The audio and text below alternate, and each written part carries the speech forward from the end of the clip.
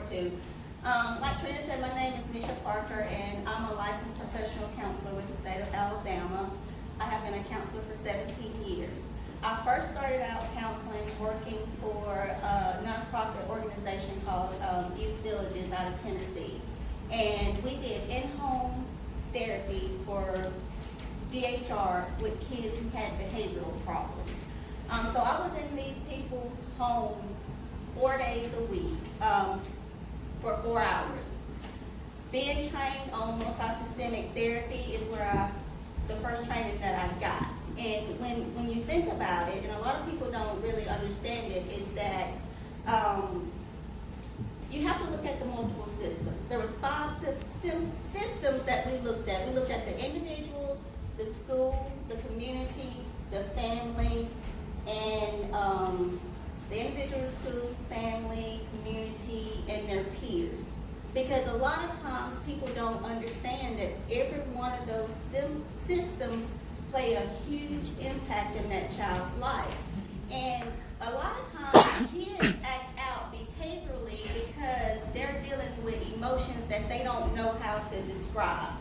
Therefore, as parents just chop it up, oh, they're just bad. We're gonna take this away from them, we're gonna take that away from them. Oh, you're crazy, you need help, you need this, you need that. When most of the time, that's not the issue. The issue is something really going on, and that they're really asking for help in the way that they know how to ask for help. So that's what I did for 5 years. Then I moved into HIV mental health. I worked for another nonprofit organization that is a medical clinic that serves HIV positive patients. And so I worked with that for, currently, I've been there 12 years, I'm still there now. But my passion is with kids. So I started working with a cousin of mine, doing private practice, working with kids between the ages of 4 and 18. And recently, just seeing the hurt and the problems that the kids are experiencing now is just, they're just still seeking help. And parents don't understand the impact that their lives have on their kids. And I can say that personally as a personal experience. When Trina called me and asked me to do this, and we were talking, and I was telling her that, there were some things in my life growing up that I chopped it up in just everyday life, didn't even really focus on it, because I was strong and I had strong family support, so it didn't really bother me. But people that know me know that I was adopted by my biological mother's aunt and uncle at a very young age, but it was an open adoption. So lucky me, I got a whole lot of family, I had 2 mothers and 2 daddies that were a part of my life up until, my dad died, 6 years ago? My real dad died 6 years ago, and my adopted mom died, it'll be 4 years next month. So, when I was telling her that in their mind that they were doing me justice, they was doing me good, they was helping me as a child to help me to grow up as an individual, but didn't really understand as parents the impact that it would have on me growing up, because you don't know the impact on a child unless you're living that child's life. And as parents, I see kids these days that I work with a lot of kids that parents are substance abuse users. So all the kids that I see now are having behavioral problems because they feel like my mother doesn't love me, my mother don't want me, guilt. I'm the reason why my parents got a divorce. I'm the reason why my mama left, or just sadness because of parents and their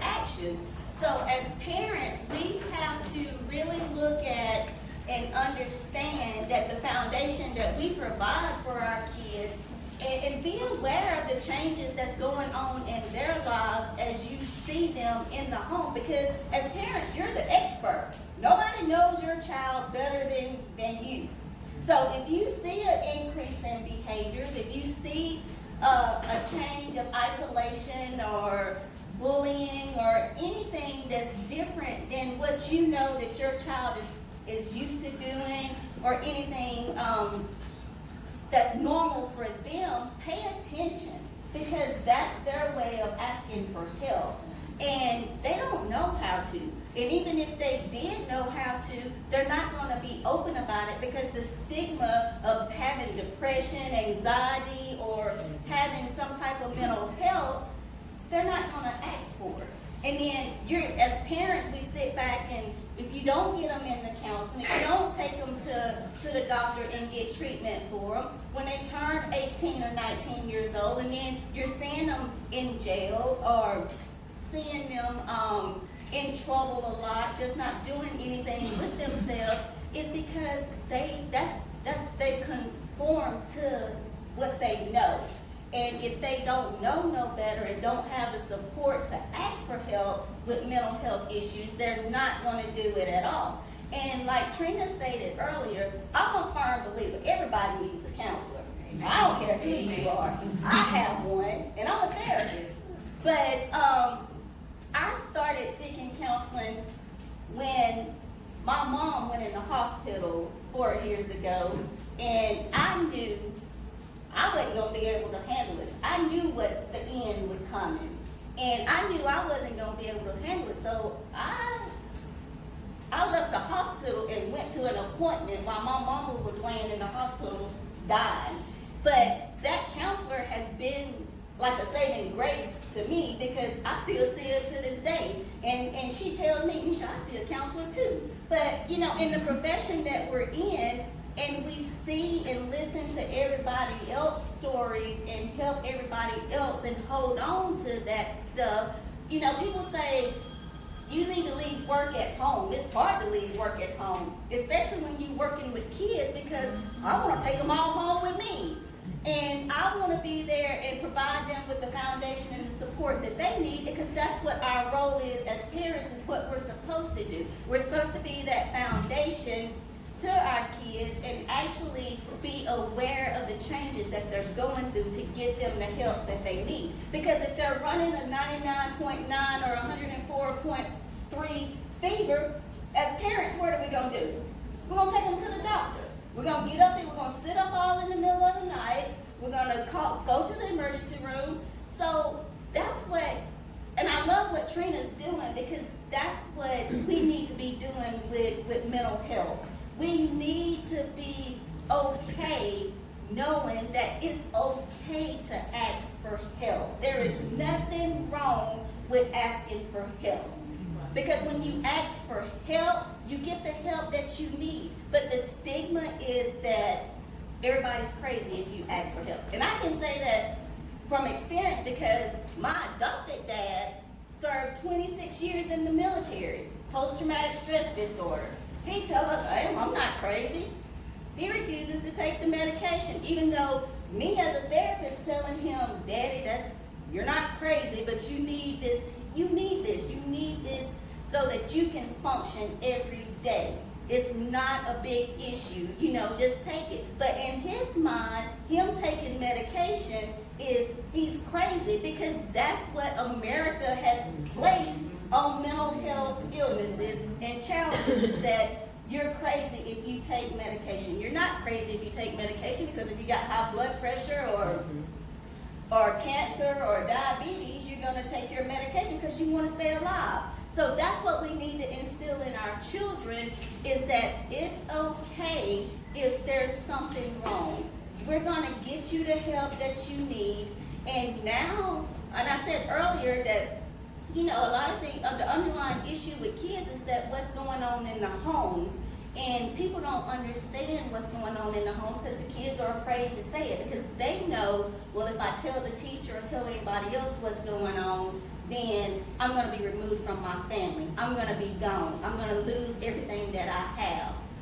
But we also know that now a lot of grandparents have taken on that parental role in America right now. I have 5 clients right now, and I think 2 siblings that 4 are living, 6 are living with grandparents. Grandparents have taken that role because of substance abuse issues in the home with the parents, and they've signed over custody or don't want the kids anymore because they chose that their addiction was more important than their kids, not understanding the impact and the effect that they have on these kids, and these kids have to grow up. But the good thing about that is that the grandparents are open and they know what's going on, and that they will seek help for those kids because they want those kids to survive and live a healthy life. So as parents, just make sure that you instill, even as members of the community, promote that it's okay to ask for help, because everybody's not okay. You can see somebody walking by with a smile on their face every day, especially kids, and they'll smile until they go home. You never know the situation that they're in. So volunteer, be a mentor, be something that can help us promote that it's okay not to be okay.